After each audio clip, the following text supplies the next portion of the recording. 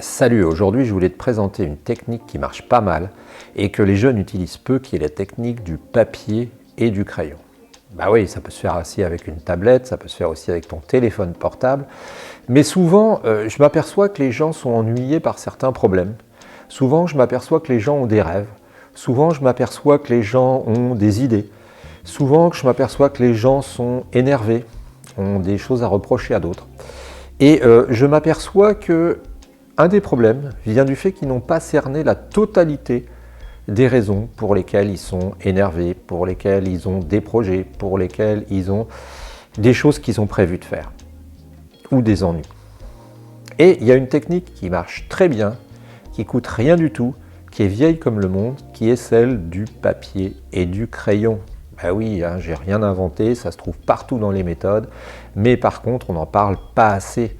La méthode du papier et du crayon, elle est très utile, elle consiste à jeter sur le papier ses idées, jeter sur le papier tout ce qu'on peut avoir comme problème, comme projet, faire une liste finalement, hein. Et puis après de hiérarchiser cette liste et d'essayer de regarder comment on peut s'y prendre. Si par exemple tu as des ennuis, hein, parce que ça t'arrive, je t'ai déjà parlé de l'histoire de Jacques Chirac, qui parlait assez crûment, mais qui avait des formules assez chocs et qui permettaient quand même de parler clairement des choses, d'exprimer les choses, eh bien Jacques Chirac avait dit les emmerdements, ça vole souvent en escadrille. Et le problème des escadrilles, c'est que eh bien, quand tu as 3 emmerdements, c'est l'effet 1 plus 1 plus 1 égale 5 ou 6. Pourquoi? Eh bien parce que il n'y a pas une augmentation arithmétique des emmerdements avec les ennuis, mais il y a plutôt quelque chose qui s'appellerait une augmentation exponentielle avec les ennuis.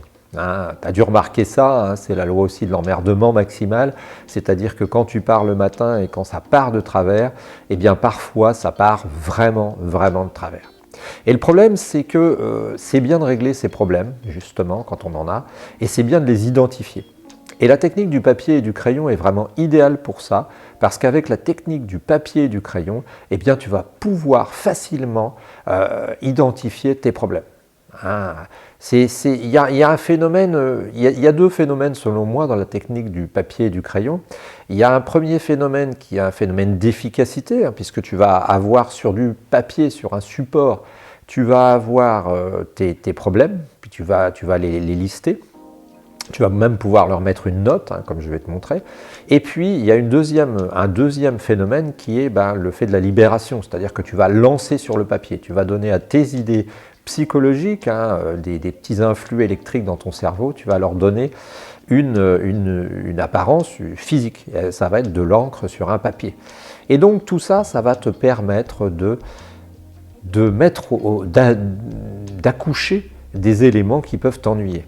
Et c'est important parce que souvent, quand on a plusieurs ennuis, quand on en a 2, 3, 4, 5, on finit par plus trop savoir, hein, si tu es obligé de t'occuper de ton père parce qu'il s'est cassé la jambe, si tu es obligé de régler tes impôts parce que tu as un problème, si tu es obligé de régler un problème au travail parce que tu as un collègue qui t'ennuie, ça fait tout un tas de choses qui s'additionnent.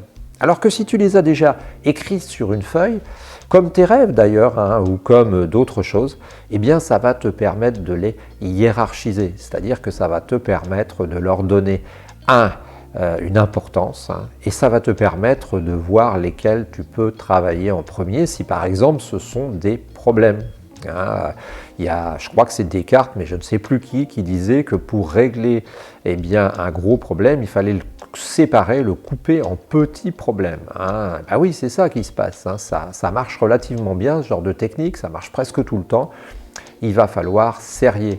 Hein. C'est le principe des Romains qui n'avaient pas suffisamment de troupes pour défendre par exemple la Gaule tout entière, hein, ou défendre contre une révolte, mais qui avaient des grandes routes qui permettaient de faire circuler les armées. C'est pareil, c'est pas la peine d'avoir 70 camions de pompiers, si tu peux en avoir qu'un seul, le mettre au centre du périmètre et être sûr qu'il va pouvoir défendre un territoire, défendre contre le feu. Ben c'est pareil avec tes histoires d'ennuis, c'est-à-dire qu'une fois que tu vas avoir identifié tes ennuis, une fois que tu vas avoir compris comment fonctionnent tes ennuis, tu vas pouvoir leur attribuer une note de nocivité, si on peut dire, et puis tu vas pouvoir supprimer progressivement tes ennuis, tu vas pouvoir progressivement les régler un par un, tant qu'à faire, sauf ceux qui sont vraiment impossibles à régler immédiatement, c'est-à-dire les maladies, les choses comme ça, pour lesquelles il faut du temps.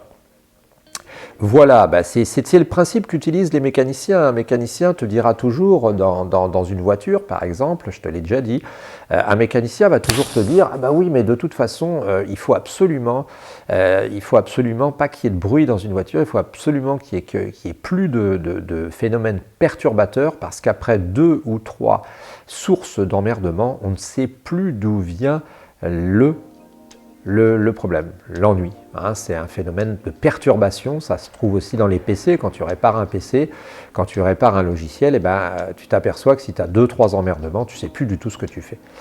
Et bien voilà, donc c'était la technique du papier et du crayon à utiliser sans ménagement, un papier que tu déchires d'un cahier de brouillon d'un élève, un papier que tu vas trouver n'importe où, et puis un simple crayon qui vont te permettre de jeter sur le papier tes idées, jeter sur le papier ce que tu as sur le fond du cœur, et puis après peut-être aussi de jeter définitivement tes ennuis à la poubelle. Si tu as utilisé cette technique, eh bien on est intéressé ici de connaître la manière dont tu t'y prends. Si tu l'utilises régulièrement, n'hésite pas à nous contacter et on se retrouve très bientôt. Ciao!